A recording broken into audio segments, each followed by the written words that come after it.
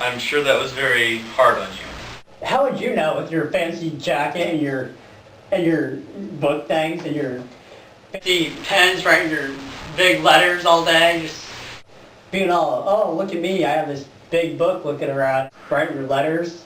I can't do that.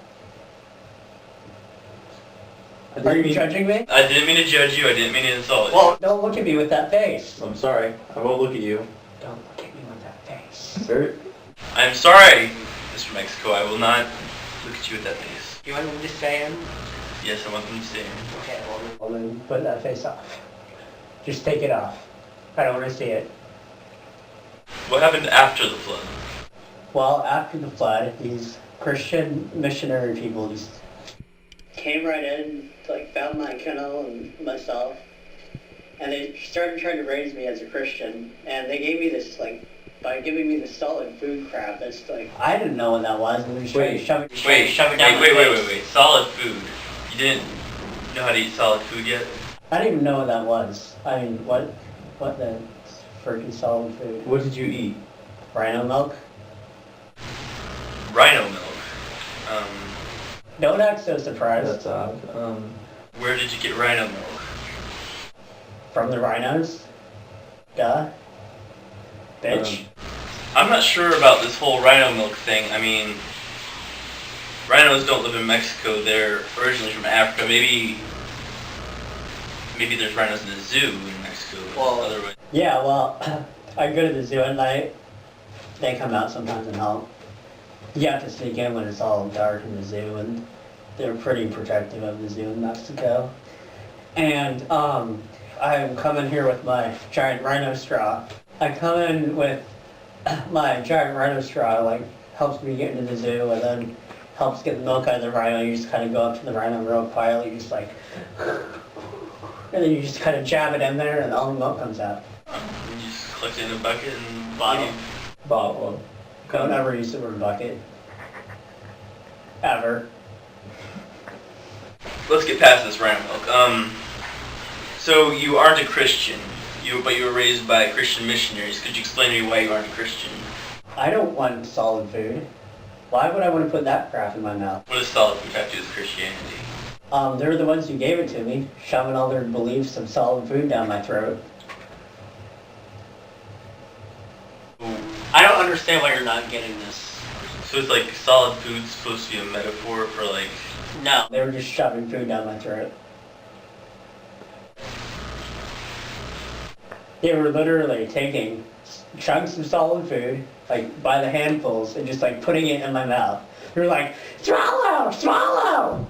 And I didn't want to, I just wanted my damn rhino milk. Why don't people get that? I can understand this. I mean, sometimes I want things that they won't let me have either. Yeah, you just need some help. You just don't have the resources I have. I understand, yes. I don't have the friends. Yeah. I'm sorry watch my about back. that. Yeah. So you're not a Christian. You are a Mexicanist. Yeah. Do I eat solid food? Well, it doesn't look like it to me. I mean, it looks like you grew up from some good, strong stock of rhino milk. Yeah. Damn right I did. Alright. Which brings me to my next point. In your memoir, I read that Okay. you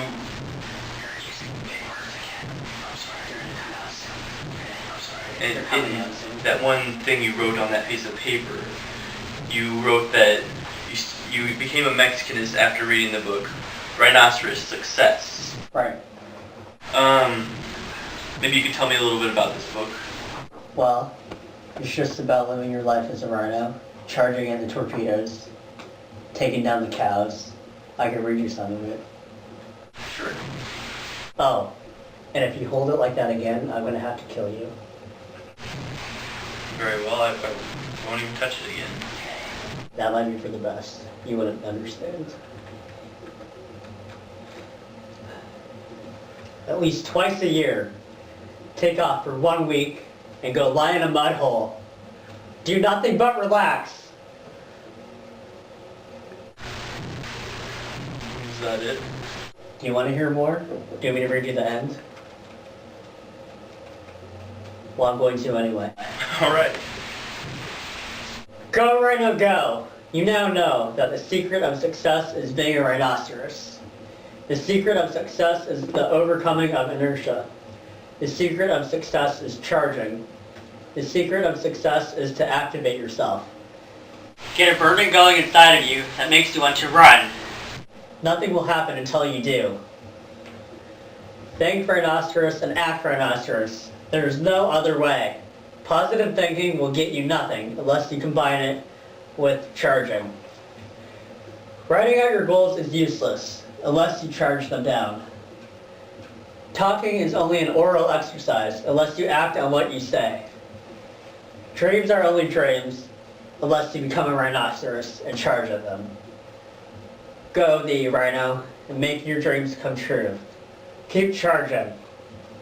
You know, Mr. Mexico, I'm gonna have to say that I'm finding it kind of hard to buy all of this Mexicanism. I mean, rhinoceros don't exactly live in Mexico. They live in Africa. Excuse me!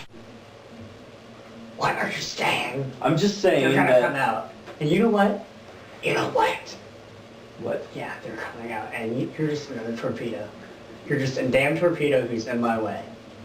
I am not in your way, I'm just And saying... you know what I do to torpedoes? I charge at them. Charge at the damn torpedoes. Look, You don't need to charge the damn torpedo, because I'm not a torpedo. I'm just telling you that...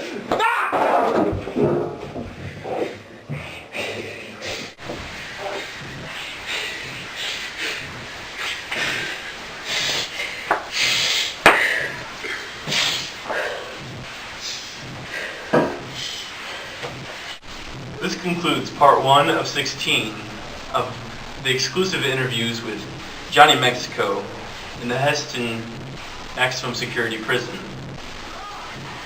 Over the next 14, maybe 15, I don't really know, months, I will continue interviewing him so that we can get an in-depth look at Mexicanism and its impact on society and pop culture today.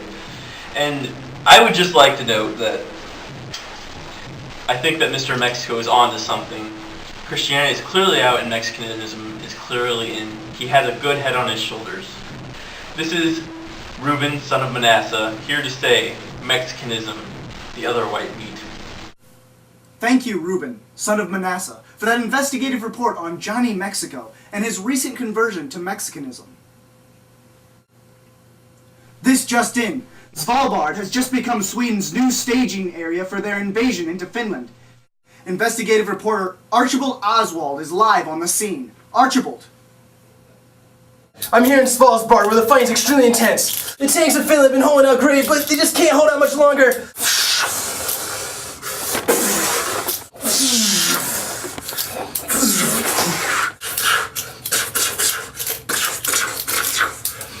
Sweden has been trying to invade the fort all day, but they've been holding out fine. Tanks from the 31st are holding out as well. Oh god, another missile.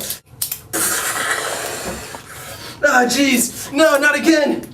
Aren't you supposed to be on scene in Svalbard? You really think I'm gonna risk my life going into that place? Not for this news report.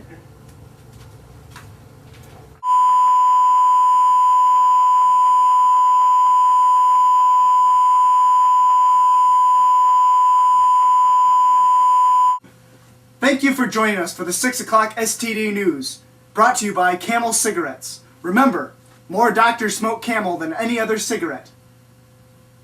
Remember, here at STD News, if it's not our perspective, it's wrong.